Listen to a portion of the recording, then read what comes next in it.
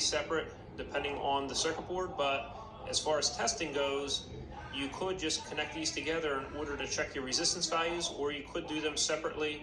In this case, we're just going to do them separately so that you can see what's going on here. So we have from red to white, we have nothing.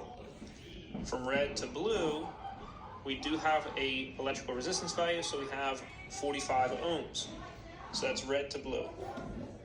Red to orange, nothing.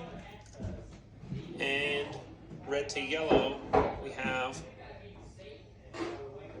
very close to 45 ohms, so 44.7. So if we were to go from yellow to blue, we're going to have double the electrical resistance value, and that's because the common wire is basically splitting up the two coils. And so that's why you see 90 there. So now if we're going to check brown, we go from brown to white. You got 45 ohms. Now this one is not going to be touching to our blue because that was on our last set of coils. So you do see our electrical resistance value here, 45.6. And so if you were to go from orange to white, you're going to have double the electrical resistance value, which is correct. And so in this case, that electrical coil is intact. And so what you could do is, if you knew your two common wires, you could just have those connected. But a lot of times they're going to be in a connector such as this right here, which you're going to be testing. And so you're not going to have just the wire sticking out, so you may need smaller probes. So in this case, we can just check right here on the back. Apúrate, güey. Apúrate. Ya te falta poquito.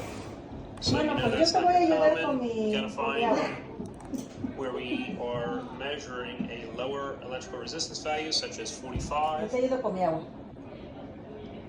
So right there. So blue.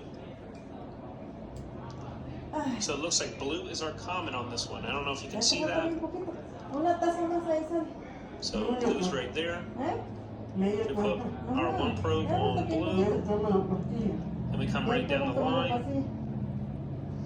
We're going to get 45 ohms or something close to that, say 46 on each one of these terminals. You want to make sure to not accidentally open up the terminals by trying to jam the probe, if it's like a large probe, into an area where it's not supposed to be at. So as you can see right here, 46. And if we were to go from here to here, you're going to measure basically double on every single one of these. And that's because they have a shared common. So that EEV is electrically good, but the problem often is that you have rust forming on the inside of this. So something that looks like this, it's not good.